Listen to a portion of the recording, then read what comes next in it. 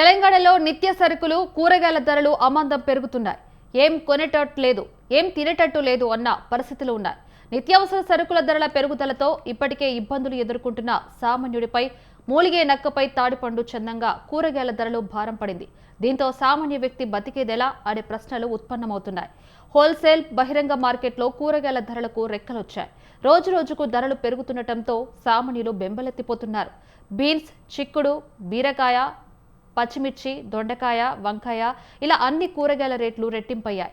పాలకూర, తోటకూర, కొత్తిమీర, మెంతికూర వంటి ఆకుకూరల రేట్లు సైతం పిరమయ్యాయి. నిన్న మొన్నటి వరకు ఎండలు, ప్రస్తుత వర్షాభావ పరిస్థితుల వల్ల సాగు తగ్గిందని, అందుకే ధరలు పెరిగాయని రైతులు చెబుతున్నారు.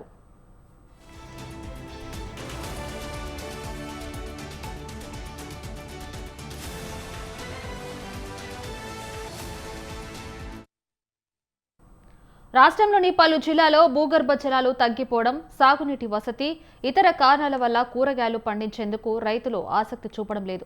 దీంతో సాగు భారీగా పడిపోయింది. రైతు బజార్లో సరుకు లేకపోవడంతో విక్రయదారులు మహారాష్ట్ర, తమిళనాడు, మధ్యప్రదేశ్ లాంటి రాష్ట్రాల నుంచి కూరగాయలు దిగుమతి చేసుకుంటున్నారు. జిల్లాలోని వ్యాపారులు హైదరాబాద్, కర్నూలు వంటి ప్రాంతాల నుంచి సరుకు తెప్పించుకొని విక్రయిస్తున్నారు. పెద్ద ఎత్తున ఇతర ప్రాంతాల నుంచి దిగుమతి చేసుకోవాల్సి వస్తుండటంతో దళార్లు ధరలు పెంచేశారు. దళాల నుంచి కొనుగోలు చేస్తున్న చిన్న వ్యాపారులు సైతం ధరలను అమాంతం పెంచడంతో వినియోగదారులపై పెను భారం పడుతుంది.